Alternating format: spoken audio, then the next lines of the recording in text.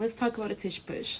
Tush Push in the NFL is basically when the offense is trying to get an extra yard. Usually done during 4th and 1, sometimes during 3rd down. And if you saw the Eagles versus Chiefs game last week, you see that it's done a little bit more often than not. Usually it's supposed to be for the last resort when you're trying to get that last yardage, because if you don't, it's the other team's ball. So basically the offensive line lines up at the line, have the center ready with the ball. The quarterback then goes up behind the center, very closely behind, and he has his guys in the back. Once he snaps the ball, they all charge. The offensive line just charges the defense, and the guys behind the quarterback pushes him, gives him that extra nudge so that he can have a little bit of extra power to cross that line.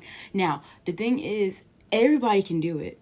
The only team that's really successful at doing it more than 90% of the time is the Eagles. They're the ones that came up with it. They work very hard in the play. Even Nick Sirianni said that he feels like it's kind of disrespectful to ban the play because people are saying, oh, just like a rugby play, it's really unsafe. Of course, normally you want to protect the quarterback, don't let him get hit, he's supposed to be protected. However, if you can do it, and then other teams are upset because they try to do it as well, but it doesn't work as effectively. It kind of is down to a science. You have to be able to have the right quarterback, that's the right agility, speed, and force to go ahead and break it through past that line, along with the right members of the team to push them forward at the right angle, the right time. It all just comes down to a science. So if you don't have that and you try to do the same thing that they've been practicing over and over and over again, it won't work as effectively. Not saying it won't work at all, just not as effectively and not as often. Along with that, officials are upset because when this play is done, it's hard to see if anybody's offsides. It's hard to see if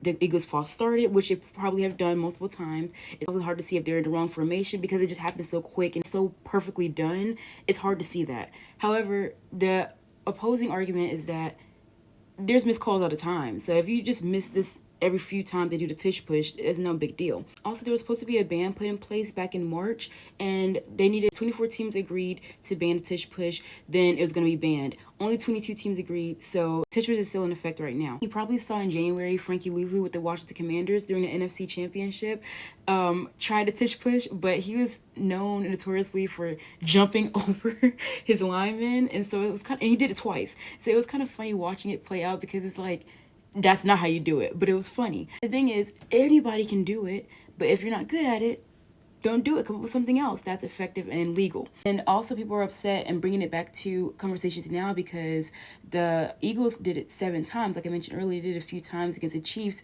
last weekend. So people were like, okay, now they're just doing it to be doing it. It's not even a point where, okay, we're down to the last wire, let's go ahead and do it. It's more of a, now you're just doing it just because you know that you're effective at it. So that's where the argument comes in at.